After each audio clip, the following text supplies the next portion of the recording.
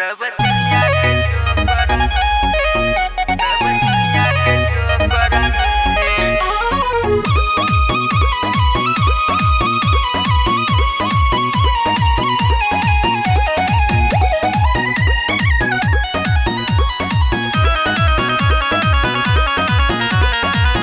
दिन पे दिन बिगड़ल जाता देखा हमर दासा गहुआ में भइल बाटे खूबे होता मासा।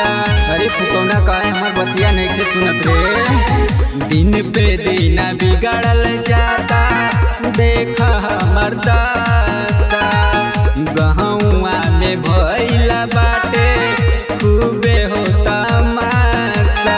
अपना बना के सपना देखा के दगा तू कइले सब दुनिया के चक्कर में काहे हमें भूलैले रे।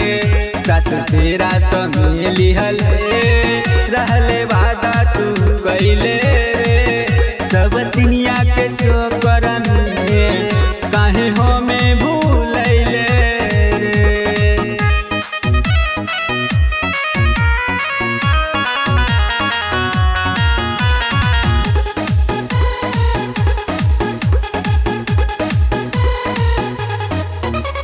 भूला देहला तू हमें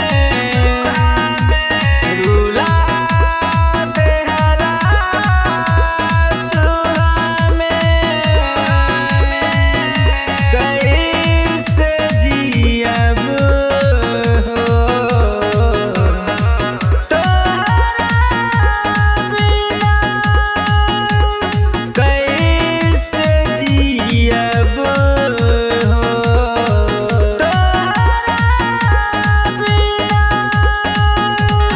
ओझा सोखा के चक्कर में कहाँ कहाँ पिटैले सब दुनिया के चक्कर में काहे हमें भूलैले रे।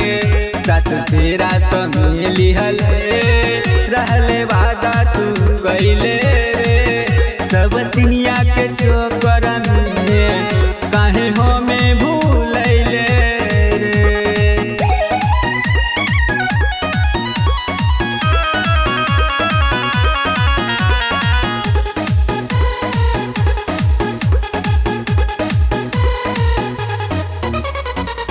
कहाँ जाइब सजन के साथ निभाई हो सजन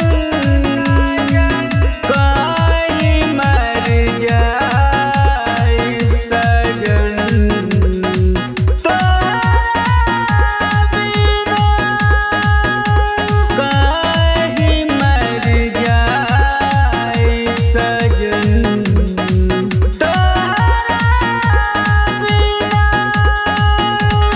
राधा रानी के छोड़ी के अब तू सपना के भइले रे सब दुनिया के चक्कर में काहे हमें भूलैले रे। साथ तेरा संग लिहल रहले वादा तू कइले रे सब दुनिया के चक्कर में